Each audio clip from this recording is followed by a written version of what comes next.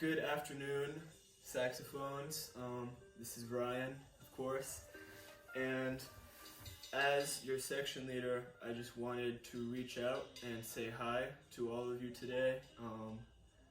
I know it's unprompted, it's just kind of something I wanted to do. I was thinking about it last night, and I just thought it would be really important to me to do this for you personally. And I'm really happy to be here. Just a little update, I guess, on me. I have been very productive during the quarantine, I guess. I've been gardening outside, I've been baking, been practicing, I've been shedding my horn for sure. Just all that good stuff.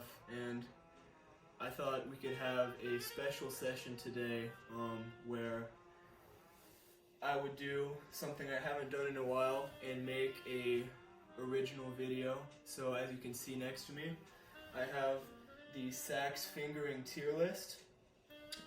Today in this video we're going to be running through the different fingerings of the saxophone and ranking them, from S tier being very pleasing. I'm not going to be judging based on how the note sounds or how pitchy it is on certain instruments. Just solely the feel of the note, how convenient it is, you know, how good it is to play. So the S, very good. A tier, it's okay, you know, it's pretty nice. It's not an S tier note, but it's alright. B tier is just your average note, you know, it's just kind of what you have to get through, what you have to sacrifice in order to play your instrument. It's not really pleasing, but you just have to do it. And not good down here are the notes that really don't feel good on our instrument. So originally the plan was to print out the notes, and I was going to cut them out and tape them to the board as we went. But as you can see behind me, my printer ran out of ink halfway through the job. So I'm actually just going to be writing it in with a orange highlighter here. Hope it's been a productive and stress-free time for all of you, just as much as I have been. This has been my quarantine fit for the last week and a half, so let's get into it. Sax fingering tier list. Here we go. Let's start at the bottom, which is going to be for bari saxes, low A.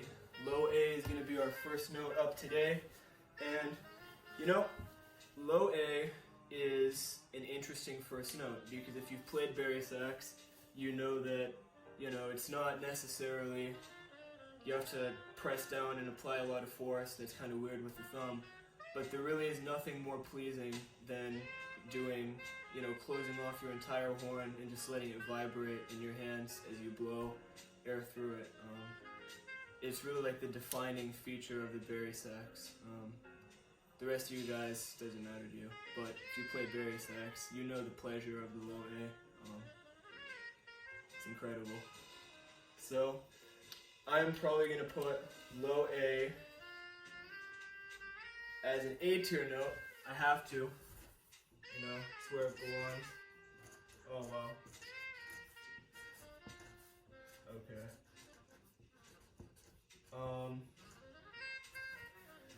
There we go. You know, if you really just consider the note, the unpleasantness that comes with having to like kind of monkey the fingering on the back, it's worth it pretty much for the fullness of the note.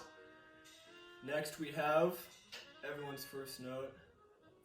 It's gonna be low B flat on the saxophone.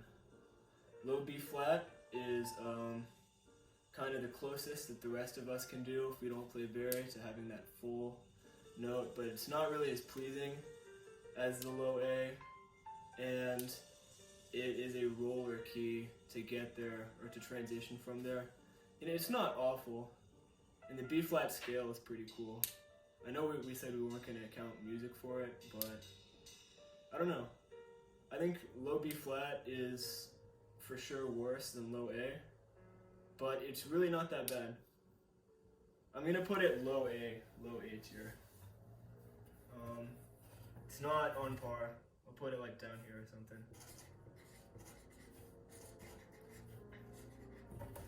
Next, we have, just working our way up, low B, which is without a doubt one of my least favorite notes. It's right smack in the middle of roller hell on the pinky. The scale is without a doubt the worst, save the C sharp scale, which personally I hate more. It's kind of just between B and C sharp for most people. I really, really don't like the C sharp scale. But I think low B is pretty awful. It's right in between those rollers. It's just unpleasant. It's really bad. I'm gonna be gracious today and put it in B, because I feel like that's the right thing to do. But we're gonna put low B as our first B tier note. And next we have low. So for the next note, I think low C sharp, we already talked about that one. It's a really bad note, just all around. Worst major scale by far, not even a doubt. And it's also in the middle of that roller unpleasantness. Low C sharp is going to be our first not good note.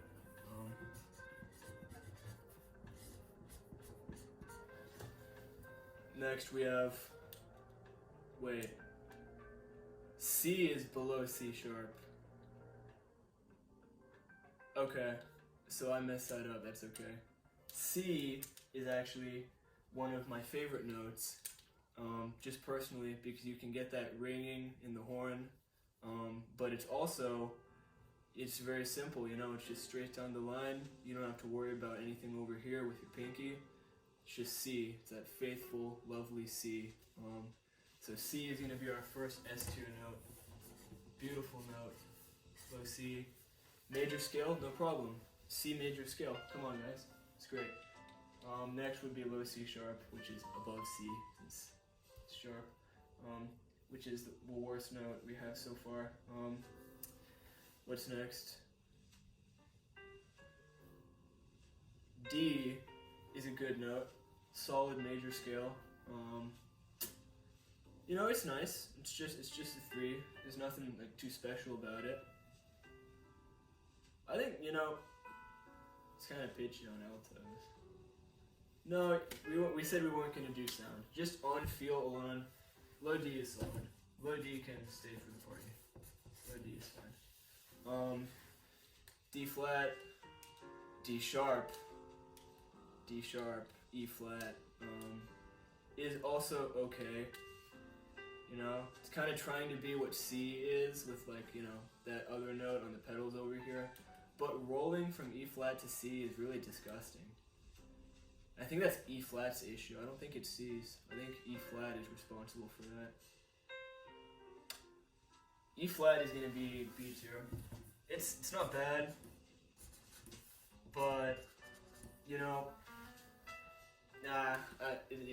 don't know. Rubs me. E is excellent. E is for excellent. E is a great note. I love E. Very simple, very pleasing, to the touch. Just really nice note. It's nice. I don't have enough justification to make it an S tier note, so I have to put it incredibly high A tier. But if it was up to me, E would be an S tier note. I just like E.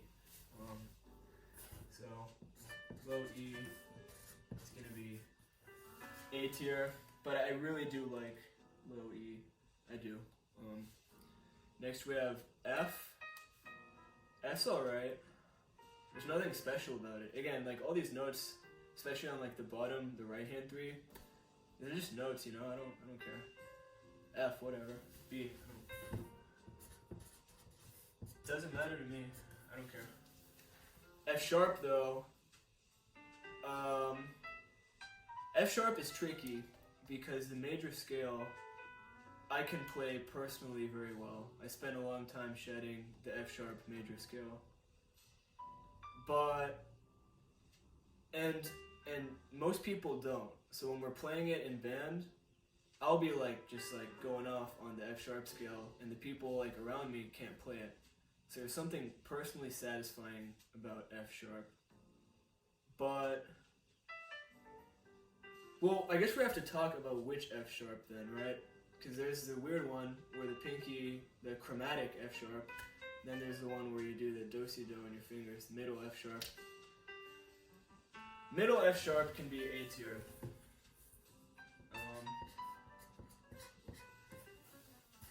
Middle F sharp is A tier. The chromatic one is a pinky move. All pinky moves just cannot be any higher, like at all, than B, except for C. C you can say. So, pinky F sharp, B tier, not good. G, you know, faithful G, concert F for tenors. G is good. G is like that faithful friend who won't leave you. He's always there. He's kind of plain, you know, you'll find more exciting friends up or down the road, but he's always there for you, you know? I appreciate that. I think G is just a fundamental note, you know? I think we have to put G where he belongs, in A tier, you know? I think we do. G sharp, though, is the most pleasant maneuver on the left-hand pinky hell. But that's not saying much, because it's a really bad area there on the saxophone. But I don't care. And G sharp's kind of funky, you know? I like G sharp. I like it more than I should. I think G sharp is gonna be A tier. I think that's what it's gonna be. G sharp's not bad. A is just a punk. A kind of rubs me the wrong way. I don't know. Cause B flat is a cool note. Well, we'll get there. It's an exception, and G sharp, A flat is also a cool note. A's just kind of stuck between two cooler notes. Just kind of pales in comparison. A's kind of lame. A's B tier. Mid A. Yeah. And if you don't play Barry, if you're like an alto and you're trying to read Barry music and you have to like jump the A, it just makes you feel inferior, you know? A is always there to remind you you're not a Barry if you're an alto player, so sucks for you. So it's gonna be B tier. Sorry, A. B flat, again, like with F sharp, we have two very different things here. B flat, we have side key B flat, and we have bis B flat.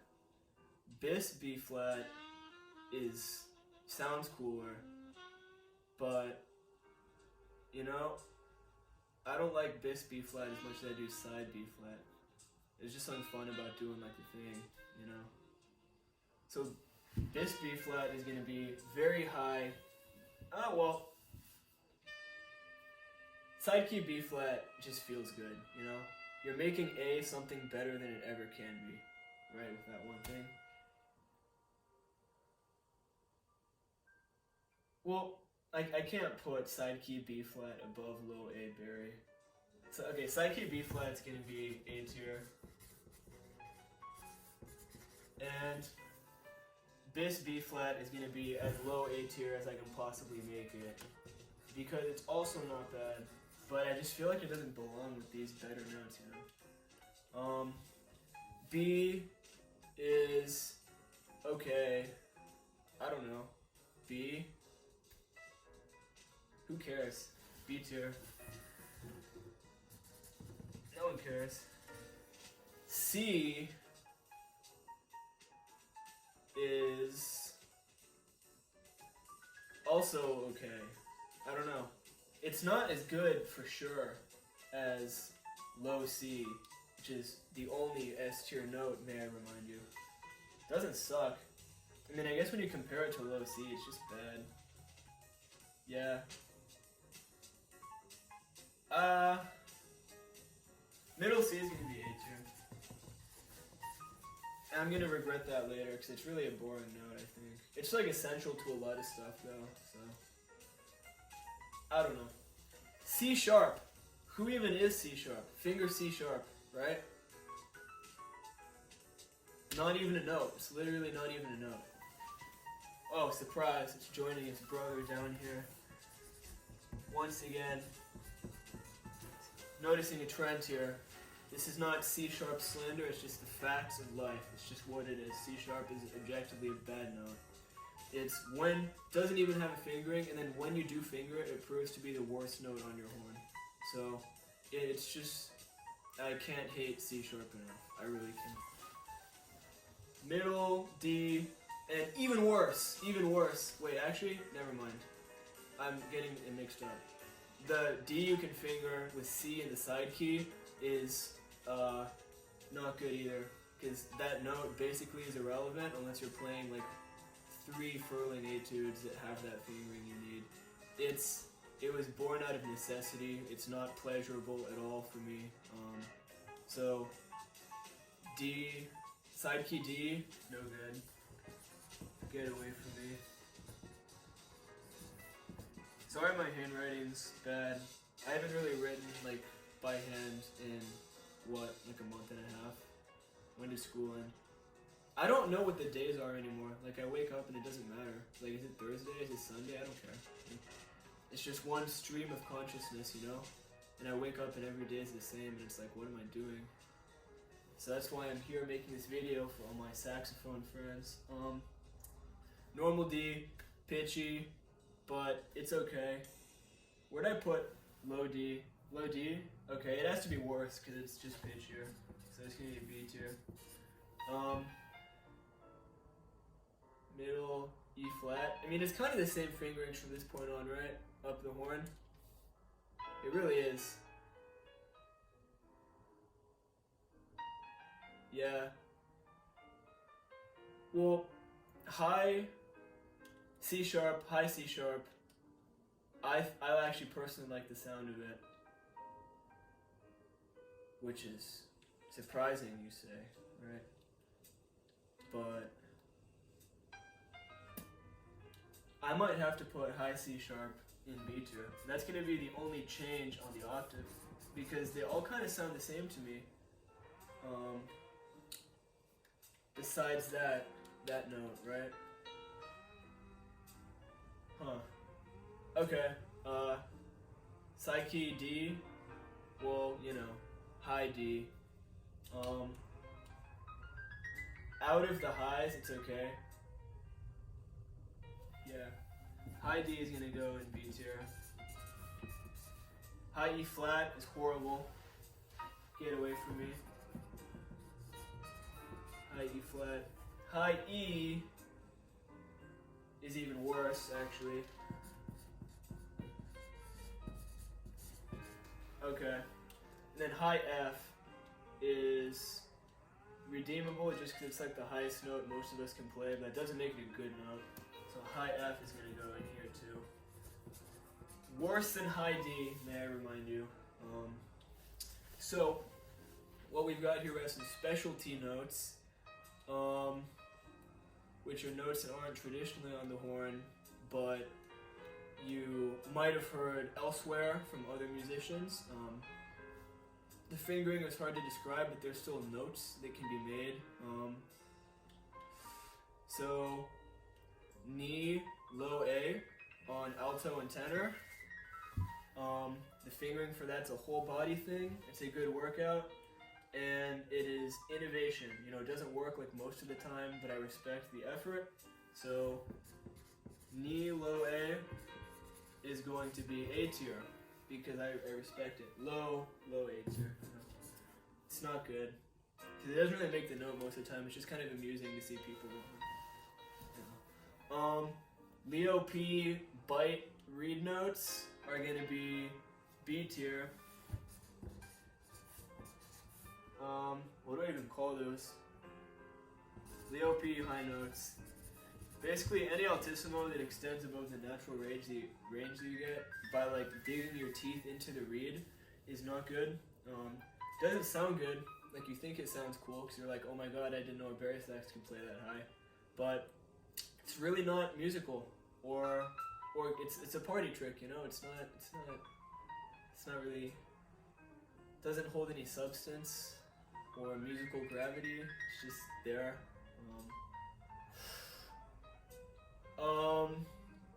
That might just wrap up our video today.